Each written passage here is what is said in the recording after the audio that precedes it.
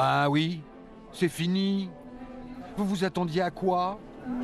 Et il reste plus que le générique de fin, quand tout le monde se lève et s'en va. Il n'y a jamais personne qui regarde les génériques de fin. C'est dommage. Voire très très dommage. Hein? Puis vient le titre. C'est de moi. Ah, faudrait pouvoir faire marche arrière, rembobiner pour vous raconter. 5 ans, 5 génériques, 209 numéros, 1273 minutes, 1273 fois l'occasion de se dire, avec mon œil, avec le vôtre, tiens, c'est quoi ce truc qui passe pas? Et maintenant qu'il faut tout plier, je peux vous le dire, flicage, désengage à tous les étages, j'ai été aidé. Quelle époque, quelle équipe! Par leurs bêtises, leurs erreurs, leur orgueil ou leur bassesse, ils m'ont aidé. Merci à tous. Ah, vous les avez pas ratés? Vous non plus? Vous vous souvenez? Nous non plus. Qui l'eût cru? Ensemble, vous et moi, on a appris à viser. Les cibles, on peut désormais les ranger, serviront plus. Ou alors, dans un autre monde, refroidi, fait de verre et de crin. Si on avait préféré les mots aux images, on se serait pas appelé mon œil. Les mots. Tu parles blabla. Oh, les mots, les promesses, les engagements. C'est trop compliqué, les mots. Trop mouvant. Et puis, les histoires de mots finissent mal, en général. Surtout les mots des politiques. Du gibier éphémère qui n'apprend rien aux chasseurs exigeants. Du vent. Mais dans le monde des images, tout n'est pas parfait non plus. Tenez. C'est pas parce que le monde entier désormais fait des images que le monde entier a appris à regarder des images. Ça s'apprend, ça. Ou pas. Alors on filme, mais qui regarde? Fabriquer des images, faire des images, mais c'est à la portée de n'importe qui. Une image pour dire j'y étais. Comme un graffiti laissé sur la porte des toilettes contre l'oubli. Notre plat unique à nous fut donc l'image 5 ans durant. Et immédiatement, ce fut le succès. Formidable, excellent, impitoyable, époustouflant, postmoderne. D'autres étaient plus réservés. Mon œil? Démago, malhonnête, partisan. Ah non, c'est pas du journalisme. On faisait aussi dans la livraison de mauvaises nouvelles. Désarroi des ouvriers du site de Continental à Clairoy. Le news frais, prêt à consommer, ça vous a énervé? Surtout en temps de crise. Exprime une vive réponse législative après la récente incursion au lycée. Et certains ont fini par confondre le facteur et la nouvelle.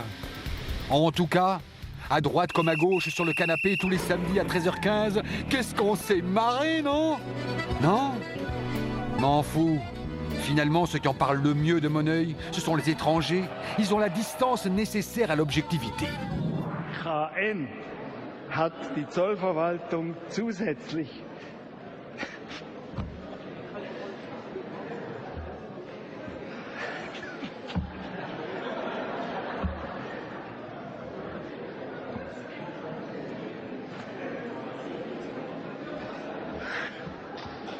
sogenannte schweizerische Erläuterung.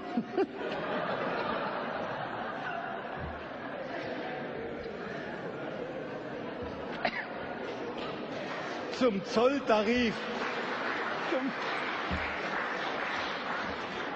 Zum Zolltarif publiziert. Danach werden gewisse Erzeugnisse noch im Kapitel 2 eingereiht, denen bei der Herstellung Würzstoffe zugesetzt worden sind, sofern dadurch der Charakter einer Ware dieses Kapitels nicht verändert wird. Klammer, zum Beispiel.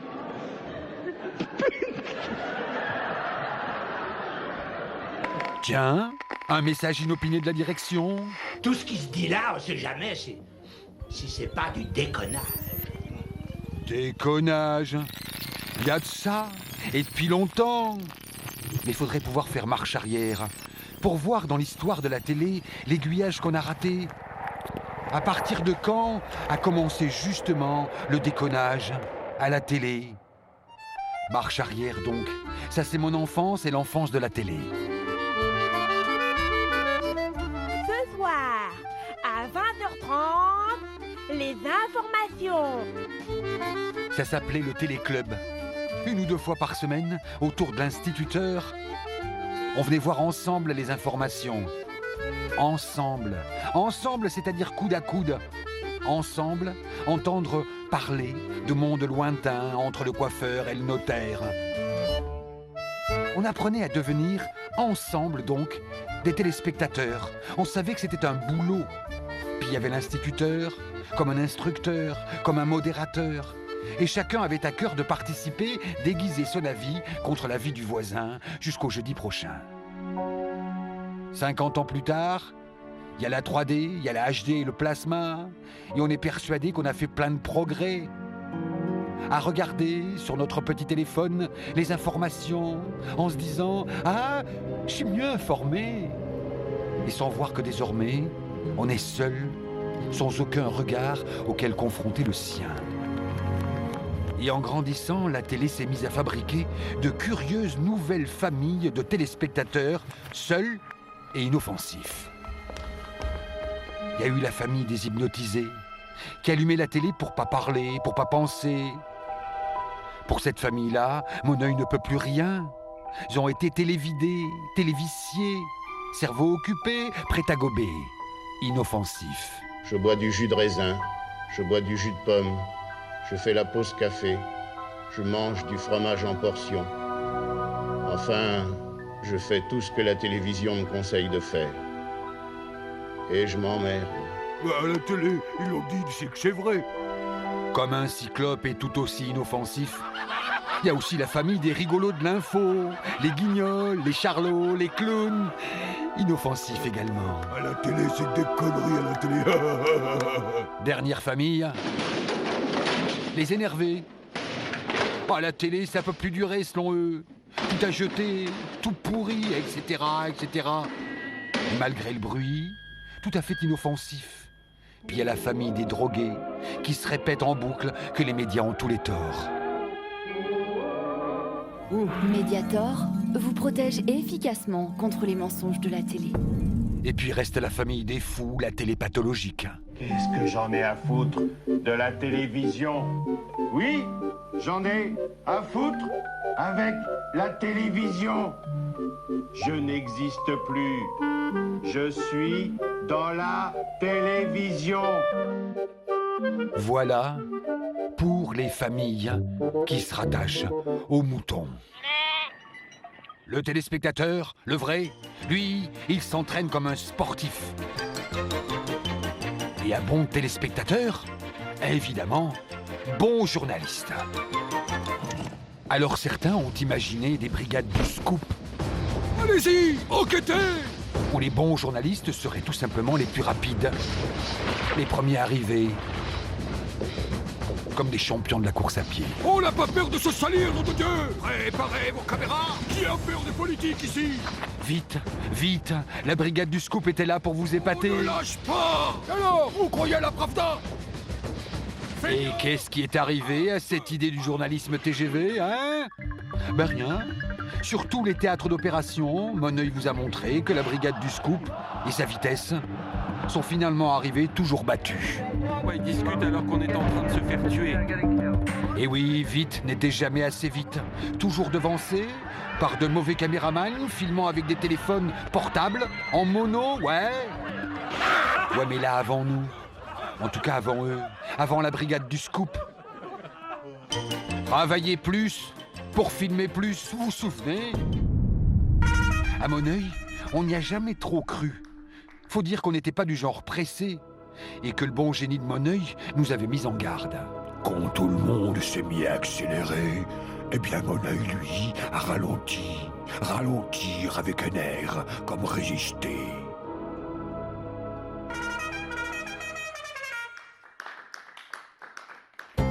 Ah, l'équipe de Moneuil. Pour la vitesse et pour la course au scoop. Pour ces biscottos, on avait tout faux. La carte de presse, la carte de stress, express, non merci. Ici, pas le moindre excès de vitesse quand il s'agit de regarder une image. Bien sûr, dès le début à Moneuil, on avait la drôle d'idée de faire dérailler un tout petit peu le train-train de l'info. Et donc, la première chose que nous avons commencé à dérégler, c'est bien sûr le rapport au temps de la télé, le rythme des infos. Et figurez-vous qu'on nous a laissé faire, comme un grain de sable, l'idée de tout ralentir, pour voir dans la lenteur ce qui surgit. Je pense qu'il faudrait pouvoir regarder comme au cinéma plus lentement les images et pas toujours avec le même ton de voix qui vise à, je sais pas si on pourrait dire, à punir et à donner la loi un peu. Je sais pas, il y a quelque chose là qui me... Bonsoir. Ah, depuis 30 ans, le même rythme, le même ton qui vous laisse ni respirer, ni penser. Bonsoir, bonjour. Bonsoir. Allô? Allô? On a coupé?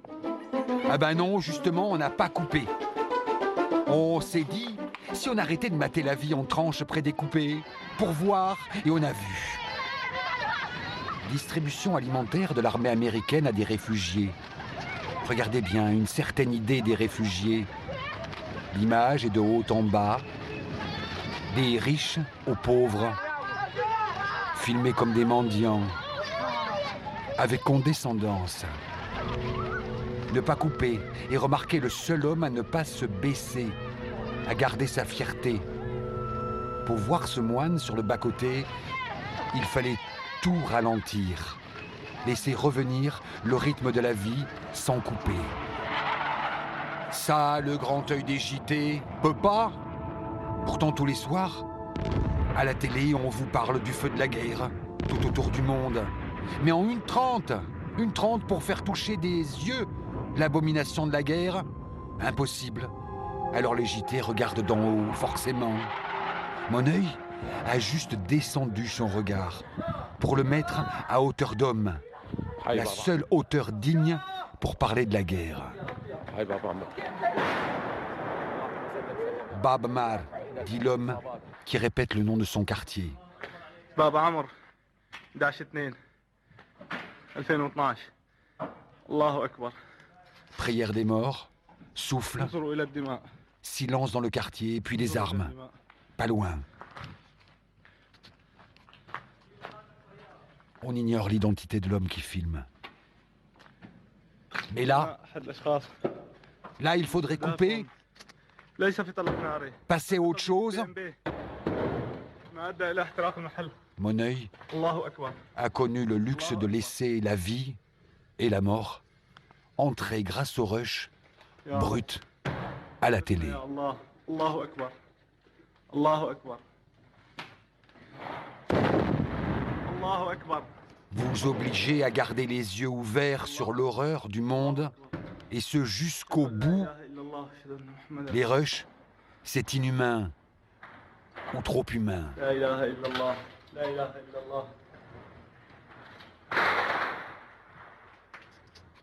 illallah. Le point du courage du téléspectateur. Ce point qui rejoint son masochisme, son voyeurisme.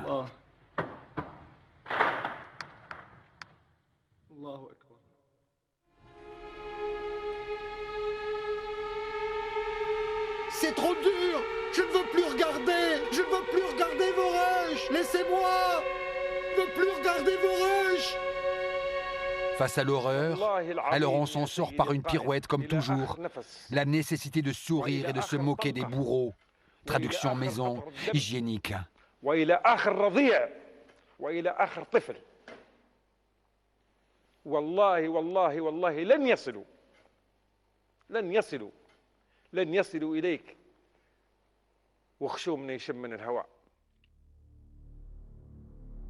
Ouvre les yeux, ouvre les yeux, et souviens-toi.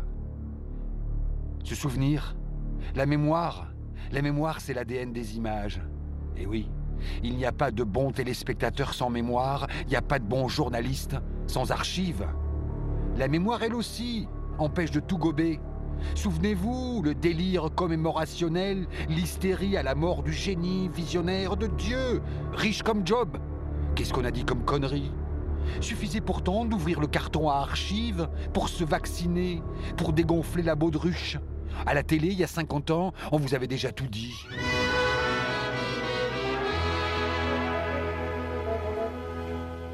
Et la rue présentera un singulier spectacle. L'iPhone en 47.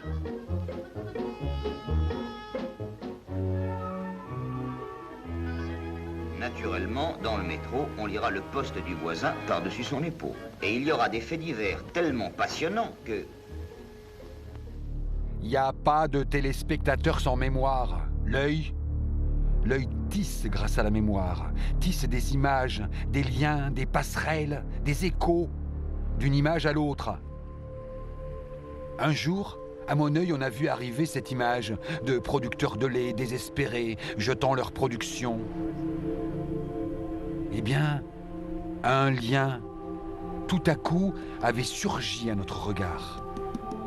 Comme une image, en écho, arrivée la veille, qui disait autre chose, plus loin, plus juste, sur le désespoir du Nord et la famine du Sud. Deux images en écho, du Sahel à Bruxelles.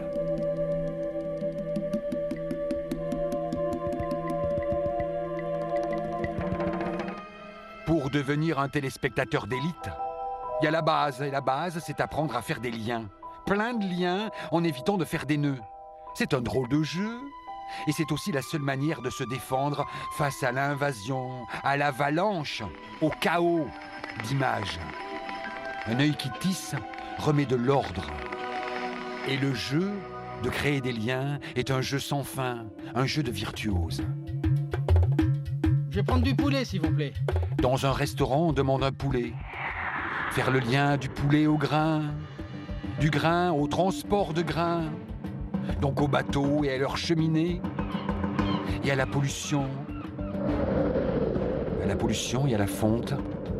Et bien sûr, le lien d'après, les réfugiés climatiques.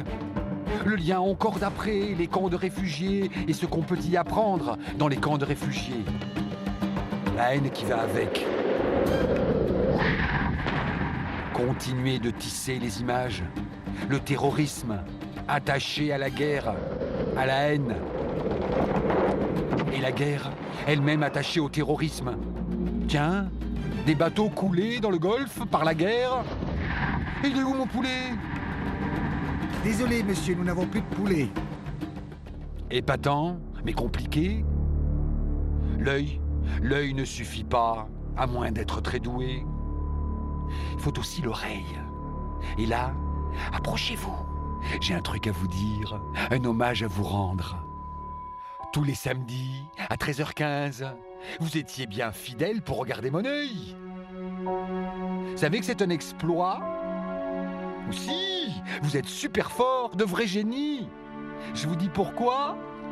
Eh ben, quand vous regardez la télé, vous obligez votre cerveau à faire un truc hyper compliqué. Vous l'obligez à être parfaitement attentif et de la même manière avec ce qu'il y a en haut, l'image, et ce qu'il y a en bas, le son. Et on vous demande cet exercice de virtuosité tous les soirs au JT.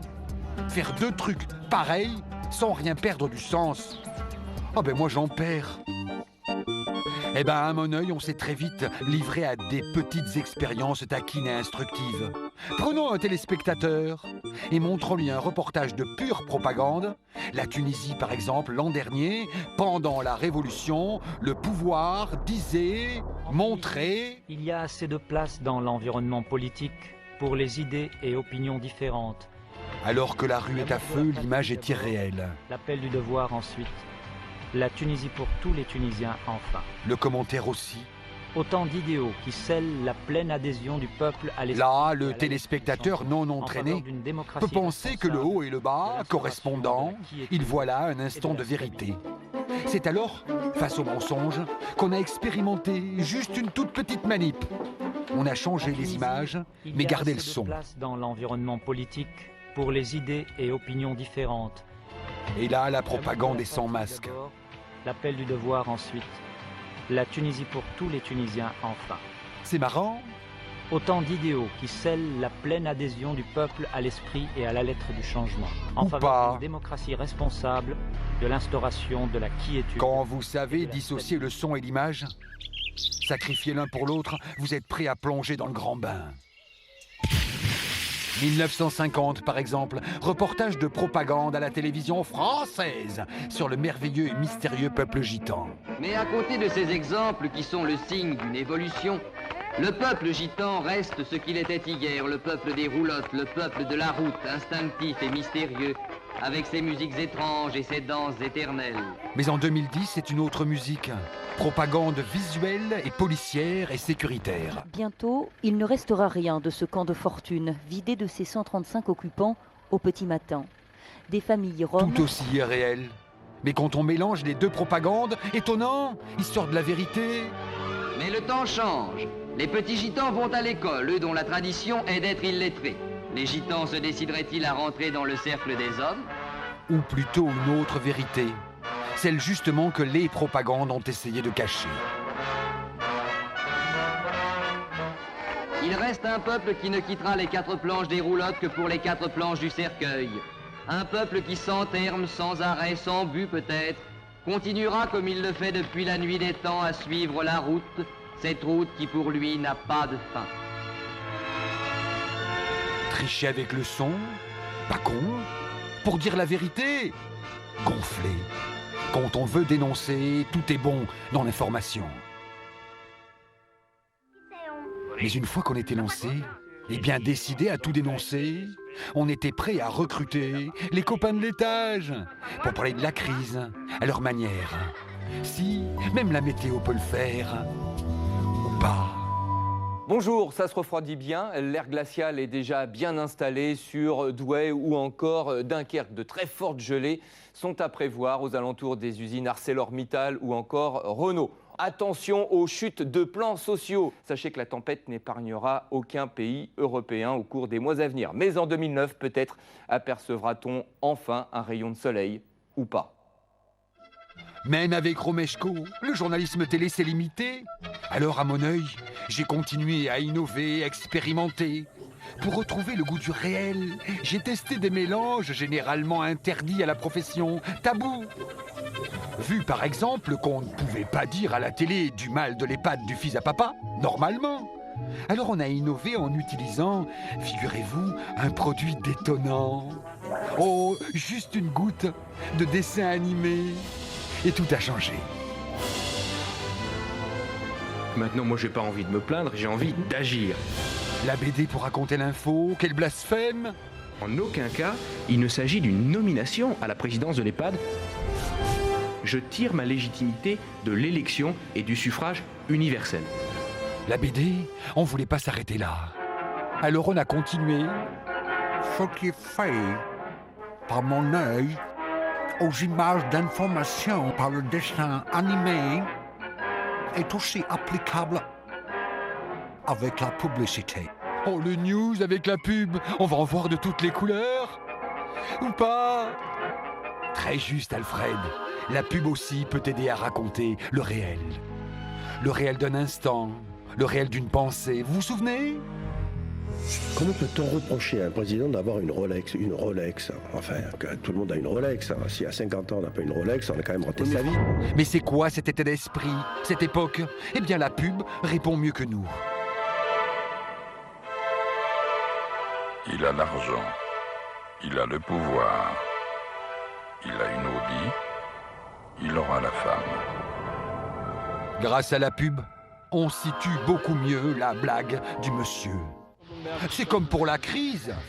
Je sais pas vous, mais à mon œil, au bout de quelques mois, de chiffres, de statistiques, du pourquoi, du comment, on a fini par ne plus rien voir, ne plus rien comprendre. De ces chiffres encravatés, bien peignés, de ces experts qui sont tassés. J'y vois rien, je comprends plus rien. Comment il fallait faire pour vous raconter les subprimes, la bulle immobilière? Tellement abstrait qu'il a fallu demander aux artistes de nous aider. La bulle, le vent et nous dormants, hypnotisés. Et qu'est-ce qu'il y avait caché dans les coffres des banques? Non, on pouvait pas vous le dire que c'était de la merde, mais les artistes, eux, pouvaient oser. C'est à ça qu'on les reconnaît. Et les banquiers, les gangsters, comment vous en parlez de ces malades, de ces accros aux bénéfices? Sans la pub, on pouvait pas. Je n'ai pas fait d'investissement hasardeux depuis 5 semaines et 3 jours. Charles? Bonsoir, je m'appelle Charles et je n'ai pas fait d'investissement hasardeux depuis 2 mois aujourd'hui. Bravo Charles, bravo. Alex? Hier, j'ai tenté un gros coup sur l'IGESTOC 80. Et j'ai fait plonger ma banque de 30 millions. Montrons à Alex qu'il n'est plus seul face à son addiction. Toucher, couler, merci la pub. Élargir la palette, aller fouiller, mélanger des images de mondes différents, à mon œil, c'est devenu comme une seconde nature, une habitude, un jeu. Et on a changé petit à petit le métier de journaliste pour celui de préparateur de cocktails. Manier les ingrédients, très amusant. Tenez, comme avec Kerviel, vous vous souvenez, exemple parfait, un cocktail complexe, un peu d'immoralité, de l'incompétence, des mensonges. Et le journaliste aurait dû seul réussir à vous montrer l'obscénité des chiffres, la pornographie de cet univers, enivré par le gain. Pour dire et pour préparer ce cocktail très contemporain, on a dû faire appel à l'artiste, encore une fois, comme face à la bourse de Milan, la grande statue de Maurizio Cattelan, ou demander au comédien, qui a lui aussi ses armes, l'excès, grossir le trait, pour dire à sa manière, pour dénoncer ceux qui se sont gavés, dénoncer comme nous, on ne pouvait. Alors nous, vous les Français, devant ces milliards, devant ces millions, on a perdu pied. Et puis les politiques nous ont vraiment saoulés. Une certaine idée de la mondialisation qui s'achève avec la fin du capitalisme financier.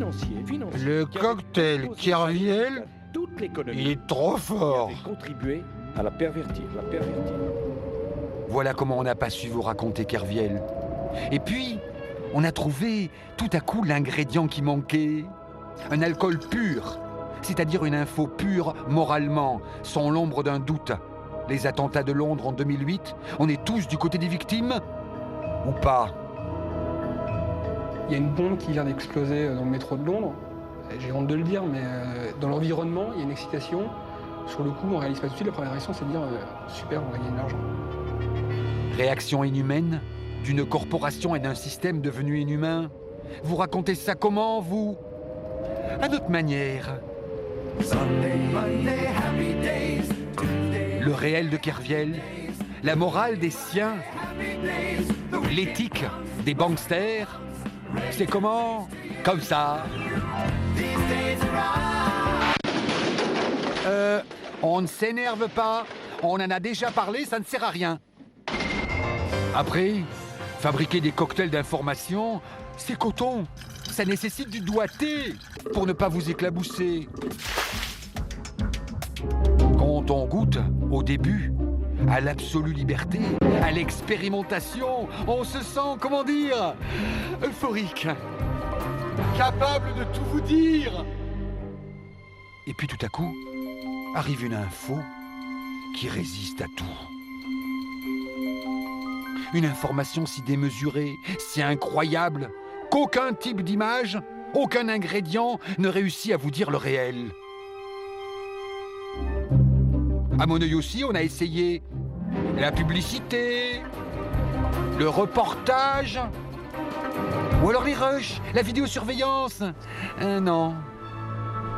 Alors, là, quand une info résiste dans la tempête à tout type de traitement, quand il faut franchir le pas de la narration, quand l'œil du petit écran n'est plus assez grand, faut pas hésiter. Faut appeler à l'aide, plus fort que soi, plus grand que son média. Il y a un festival pour ça, le festival de Cannes et le cinéma. Ah, fallait l'oser. Il n'y avait plus qu'à vous prévenir.